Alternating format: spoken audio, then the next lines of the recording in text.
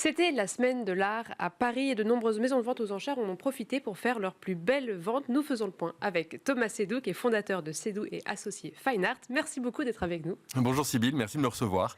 Alors, est-ce que tout d'abord, vous pouvez nous dresser un bilan de ces ventes de la semaine dernière Comment ça s'est passé du côté du marché de l'art?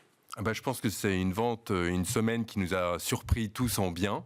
Les résultats ont été très solides pour toutes les maisons de vente aux enchères, pour Christie's, pour Sotheby's, mais aussi pour Arcurial.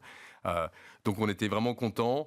Et je pense que la semaine dernière, on a vu une émulation du marché de l'art à Paris, à travers la foire, Paris-Bâle, à travers les nombreuses expositions dans les musées, notamment le surréalisme à Pompidou ou encore Caillebotte à Orsay. Et en plus, la présence des ventes aux enchères et l'innovation de nouveaux bureaux, etc. Oui. Paris se débrouille très bien en tant que jeune capitale de l'Europe, capitale culturelle. Je pense que c'était vraiment un moment important. Et j'ai été très impressionné par le professionnalisme des équipes, par l'enthousiasme des clients et par le nombre de clients étrangers qui sont venus à Paris, tandis qu'ils sont très très sollicités, Oui. mais ils étaient bien là. Oui, ils ont et tous ça, fait le c'est très déplacement. très encourageant. Tout ça dans un climat assez pessimiste, dans un climat un peu en récession, un marché de l'art qui a du mal à trouver sa stabilité.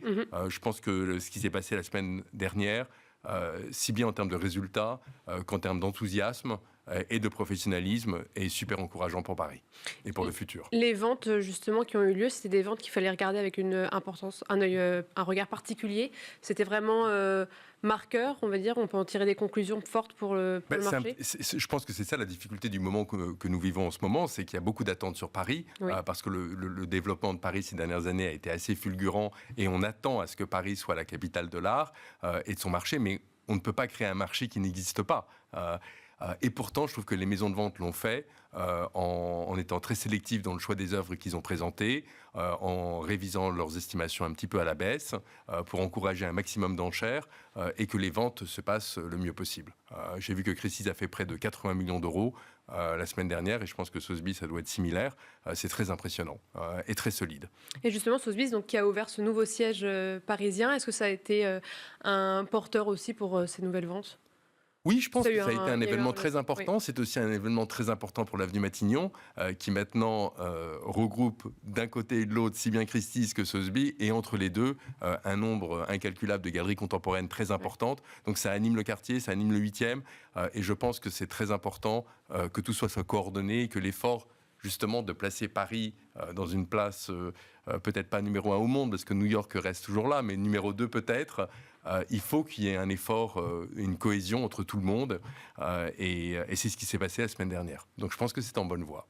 Et justement, pour revenir à Sotheby's, donc, de nouveaux frais à la fois acheteurs et vendeurs ont été mis en place. Donc c'est depuis les ventes de juin, il me Absolument. semble. Est-ce que vous pouvez déjà nous redétailler la nouvelle mécanique qui a été mise en place? Oui, c'est-à-dire que Sotheby's a annoncé en janvier ou février de cette année une nouvelle structure de commission, non pas une augmentation de la commission acheteur, comme ça a été le cas de toutes les maisons pratiquement chaque année depuis 4-5 ans, mais carrément une restructuration de la façon dont on gagne sa vie dans les maisons de vente aux enchères. Ce qu'il faut comprendre, c'est que le duopole extrêmement compétitif entre Sotheby's et Christie's a fait en sorte à énormément bénéficier les vendeurs, parce que ça fait en sorte qu'il n'y a aucun frais vendeur. D'accord. Tous les revenus de la maison, ou une grosse partie des revenus de la maison, dépendent de cette fameuse commission acheteur. Et c'est pour ça qu'elle n'a cessé d'augmenter chaque année ou tous les 18 mois, parce que celle des vendeurs était réduite à 0. D'accord. Et je pense que Sotheby's a souhaité mieux répartir et simplifier cette structure de commission en imposant une commission vendeur, si bien lorsqu'il y a une garantie financière qui est donnée, ou dans une vente standard où la commission sera effectivement partagée cette fois-ci entre le vendeur et l'acheteur. Sotheby's l'a annoncé au mois de janvier-février en disant que ce sera applicable à partir du mois de juin. Et ce délai, je pense, a été mis en place pour voir si d'autres maisons, et notamment son concurrent principal qui est Christie's, suivraient la démarche afin de stabiliser les revenus de la maison, surtout dans une année comme celle-ci, qui est une année assez hétérogène et assez difficile. Ça n'a pas été le cas. Christie's a dû faire des calculs savants, mais a choisi de ne pas suivre cette structure, ce qui est dommage, je pense. parce que je pense que ce serait dans l'intérêt de tous et ça me semblerait justifié de ne pas poursuivre Cette course, cette course qui a atteint des sommes complètement folles de commission acheteur, jusqu'à 25%. Si on rajoute la TVA, si on rajoute le droit de suite, dans certains cas, c'est pratiquement un tiers de la valeur de l'œuvre qu'on achète. C'est trop. oui. C'est trop. Mais étonnamment, ça n'a pratiquement pas d'incidence sur l'activité des acheteurs.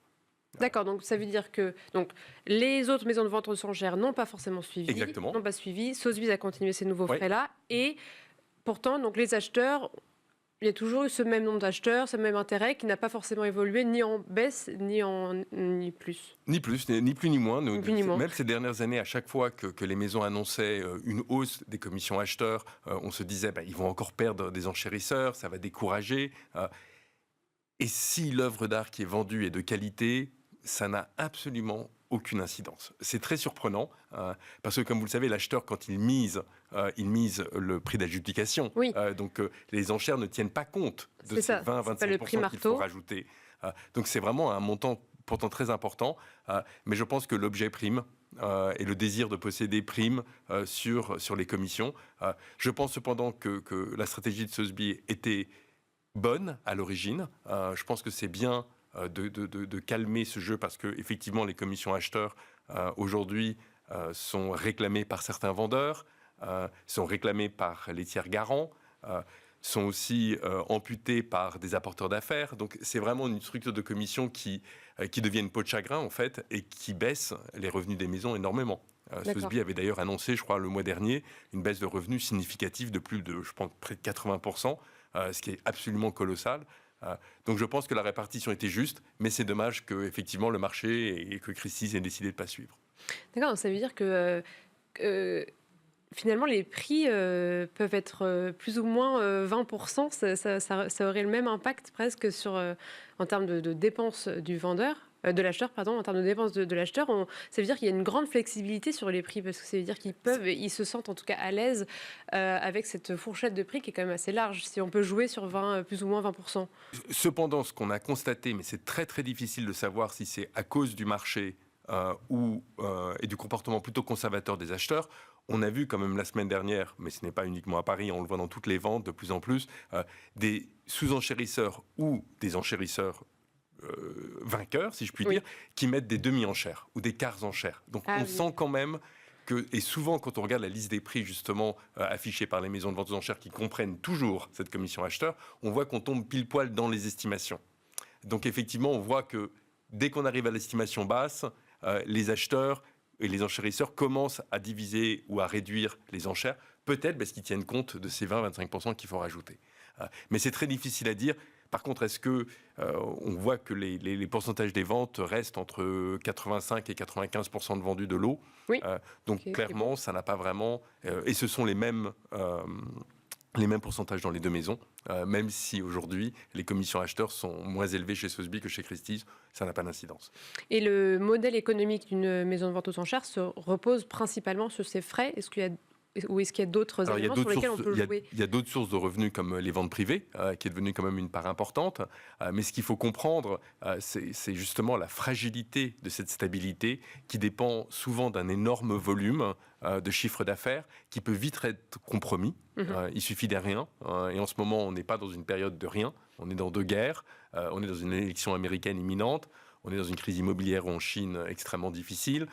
On est dans un climat un petit peu incertain, même en France, nous le sommes. On attend tous de savoir à quelle sauce on va être mangé. Donc il y a une sorte d'attentisme, et je pense que ça se reflète automatiquement dans le volume global que les ventes peuvent atteindre. Et du coup, les revenus sont extrêmement serrés face à des coûts fixes gigantesques. Et un besoin d'investissement. On a vu Christie's qui a investi un nouveau bâtiment à Hong Kong. On a vu Sotheby's qui a inauguré Paris, comme vous l'avez dit. Et qui va inaugurer l'ancien musée Whitney, qui sera leur nouveau bureau en 2025. En 2025. Ou peut-être déjà en novembre de cette année. Moi, je croyais que c'était peut-être déjà en novembre de cette année qu'ils vont inaugurer. On va voir. Mais en tout cas, c'est vous dire qu'il faut faire beaucoup d'investissements avec des revenus qui baissent. C'est une situation qui est particulièrement difficile. Et en attendant, il faut continuer à convaincre les vendeurs que c'est un moment opportun et leur donner aussi des encouragements financiers pour qu'ils puissent consigner lors des prochaines ventes à venir. Donc tout ça, évidemment, réduit les revenus des deux maisons de façon significative, mais impressionnant leur réussite en termes d'avoir réussi à imposer cet automne un nouveau calendrier qui comprenait déjà Hong Kong, qui comprenait Londres, qui a compris Paris, et qui va se clôturer avec New York dans 3-4 semaines. Donc c'est assez impressionnant de garder un rythme malgré un marché aussi ralenti. Eh bien, merci beaucoup Thomas Sédou. Je rappelle que vous êtes fondateur de Sédou et associé Fine Art. Merci de nous avoir donné toutes ces informations et merci à vous toutes et tous de nous avoir suivis. C'était Art et Marché.